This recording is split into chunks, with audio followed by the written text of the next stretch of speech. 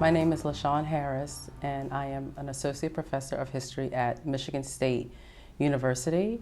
My expertise are African American history, women's history, and also United States history.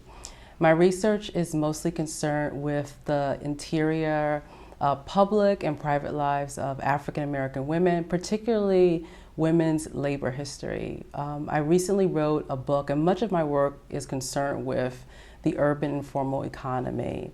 I'm interested in that particular expertise or subject because I was thinking about the different ways in which women perform labor, as well as the different ways in which women created economic opportunities for themselves, as well as income generating opportunities for themselves and their families.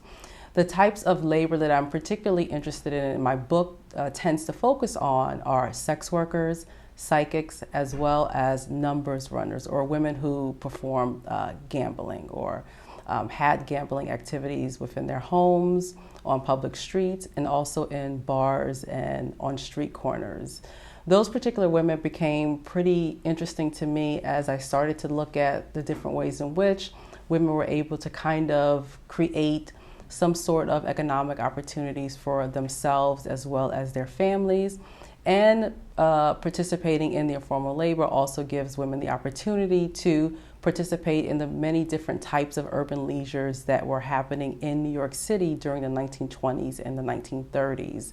I tend to look at women who are pretty well known and those who are lesser known. So the women that I focus on tend to be women like Billie Holiday, who was a sex worker, Ella Fitzgerald, and Harlem's famous numbers queen, Madam Stephanie Sinclair, who was a famous numbers banker during the 1920s and the 1930s.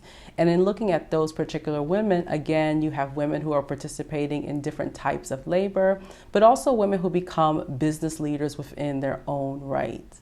At the same time, we also have to think about these women as also not just entrepreneurs, but also as community leaders. So while women are creating economic opportunities for themselves, they are creating economic opportunities for their families. These are also women who are interested in investing in their communities. So this particular type of research gives us a window into really the unfamiliar stories and lives of African American women.